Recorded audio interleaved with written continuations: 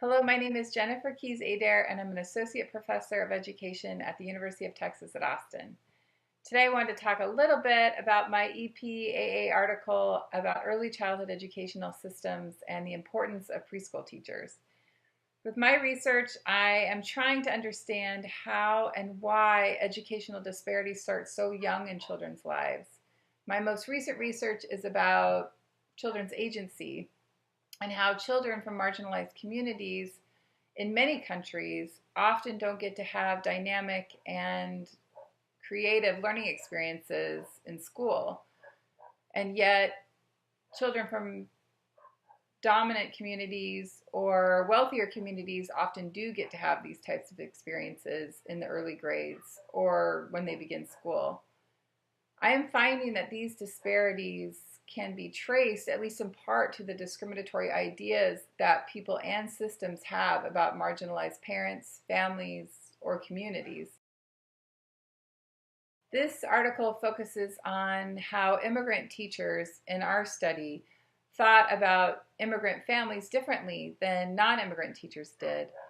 I also explore the implications for systems that serve immigrant families if they exclude or don't value the voices of immigrant teachers when they make decisions about infrastructure, curriculum, or pedagogy.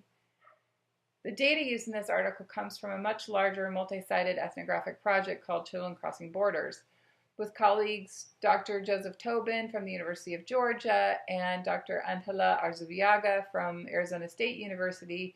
We conducted focus groups with immigrant parents and preschool teachers from many different schools in different cities across the United States. In these focus groups, all of the teachers agreed that young children, particularly young children of immigrants, need care and affection as they begin school, but they disagreed about why. In our data set, teachers who were immigrants themselves and in preschool programs that were majority immigrants or teachers of color told us that the affection they offered children was to mirror the type of affection that they received in their homes. So in other words, they offered affection to young children in order to match the kind of affection that they received at home to help with that transition. Teachers who self-identified as non-immigrants and who worked in preschool programs that were majority white or non-immigrant told us that they were affectionate with young children too. However, they explain that children of immigrants need affection at school to make up for what they did not receive in their homes, and that the kinds of affection that immigrant parents offered to their children was often unhelpful or inappropriate. So immigrant teachers in our studies believe that they should offer affection to young children in order to match or to mirror what young children received at home, and non-immigrant teachers offered affection to young children to make up for what children did not receive at home. These differences and ideas about why to give young children affection reveals a much larger problem of how systems continue to interact with young children while holding quite negative assumptions about their families.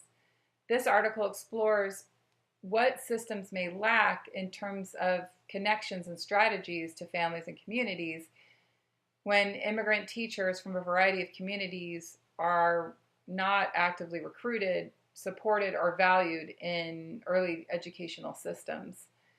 It's really my understanding from this work that immigrant teachers, even in early educational systems, are critical leaders in an increasingly globalized world.